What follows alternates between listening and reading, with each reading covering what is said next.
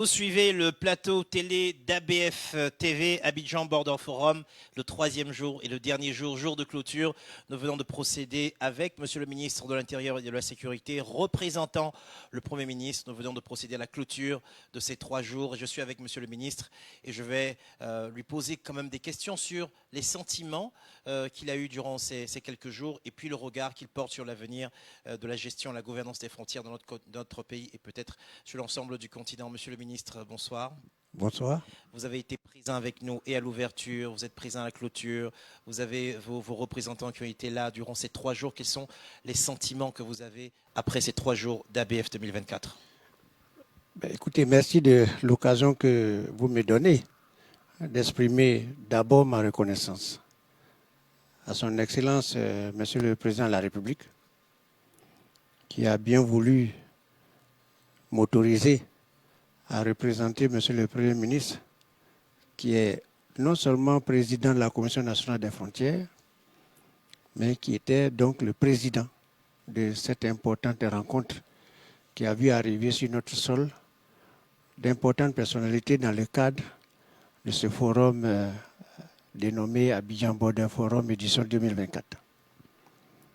Vous me demandez mes sentiments, mais c'est des sentiments de reconnaissance.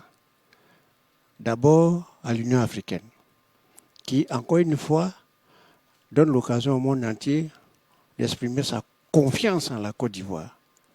Vous vous souvenez que dernièrement, l'Afrique, à travers la CAF, a permis à la Côte d'Ivoire d'organiser un événement important, je dirais un événement de la plus haute importance, la Coupe d'Afrique des Nations, qui a été confiée à la Côte d'Ivoire et qui a vu le succès de notre pays, qui a remporté donc la Coupe. Tous ceux qui sont venus en Côte d'Ivoire sont repartis sains et saufs. Nous n'avons noté aucun incident.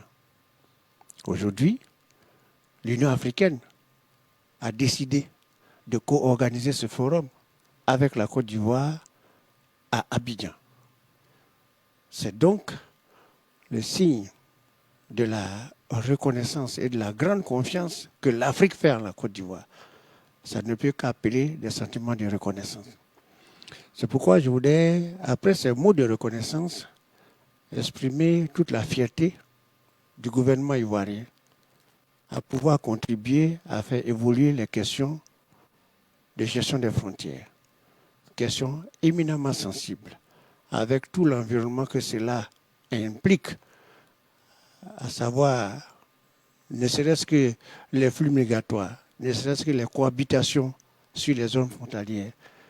C'est un domaine qui est vaste et qui mérite une attention particulière de la part de chaque État. C'est pourquoi nous sommes heureux d'avoir abrité cette rencontre importante qui a débouché sur des résolutions non moins importantes. Monsieur le ministre, alors vous avez répondu à mes 3 questions. J'avais donc une question sur l'engagement de la Côte d'Ivoire, parce que vous nous avez dit tout à l'heure que l'Union africaine fait confiance à la Côte d'Ivoire, mais est-ce qu'on peut compter sur la Côte d'Ivoire pour poursuivre cet agenda de développement de la gouvernance des frontières? Je pense que vous avez déjà répondu, mais peut-être revenir dessus, sur cet engagement de la Côte d'Ivoire. D'accord. Écoutez, je suis prêt à revenir dessus, mais avec insistance, pour dire que le leadership du président Alassane Ouattara est incontestable. Et je dirais, permettez que je m'exprime sous cette forme-là, s'impose au monde entier.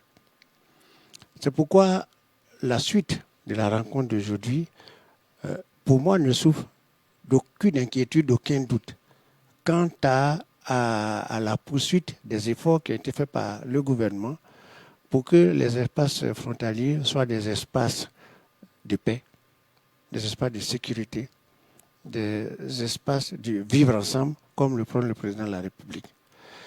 C'est pourquoi des dispositions continueront d'être prises pour que toute la problématique représentée donc par la question des frontières soit abordée dans toute sa plénitude.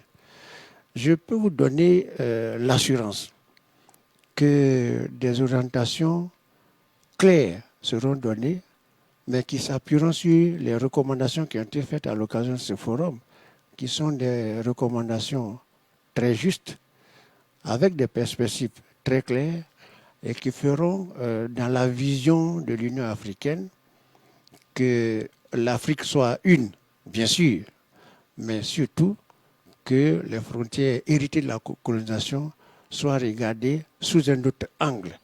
C'est ce qui est prôné, entre autres recommandations, par le forum que nous venons de terminer.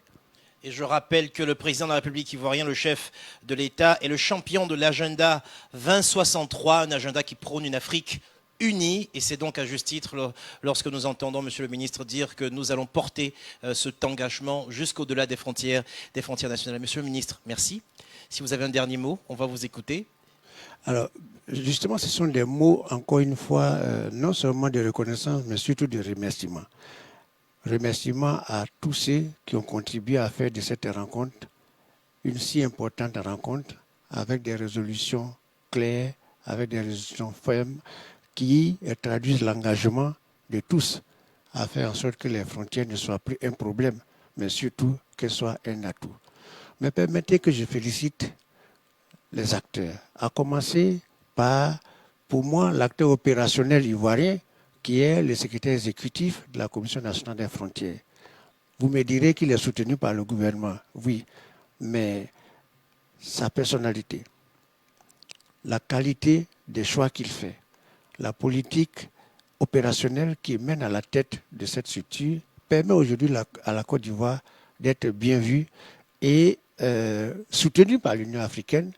C'est un message fort qui est donné à l'ensemble des pays, pour dire simplement que si vous travaillez bien, vous serez soutenu.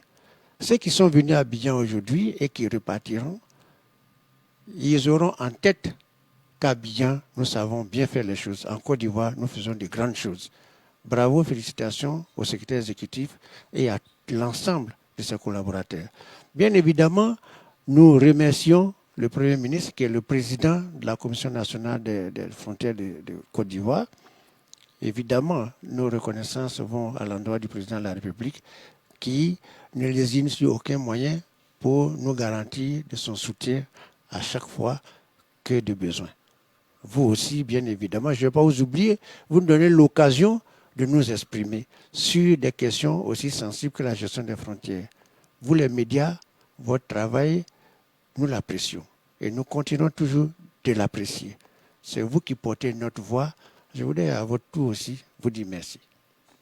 Merci, Monsieur le ministre, qui, je le rappelle, était accompagné sur ce plateau par le secrétaire exécutif de la Commission nationale des frontières de Côte d'Ivoire, par ailleurs commissaire général d'ABF 2024. Eh bien, ABF 2024, c'est fini, oui, mais le travail commence. Des résolutions ont été prises, des recommandations ont été faites, et c'est maintenant, jusqu'à la prochaine édition, que le travail continue. Et merci à l'Union africaine qui a fait d'Abidjan la capitale panafricaine des frontières. Merci et à bientôt.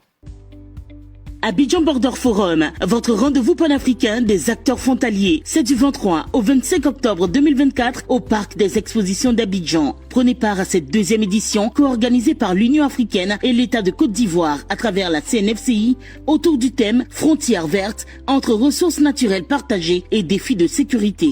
L'édition 2024, c'est 5 panels, une table ronde de haut niveau, des stands d'exposition et 55 pays attendus. Décideurs, universitaires, promoteurs, acteurs frontaliers et populations, ne ratez pas ce rendez-vous. Inscrivez-vous dès maintenant sur www.abf-africa.com et participez activement à la transformation des frontières africaines.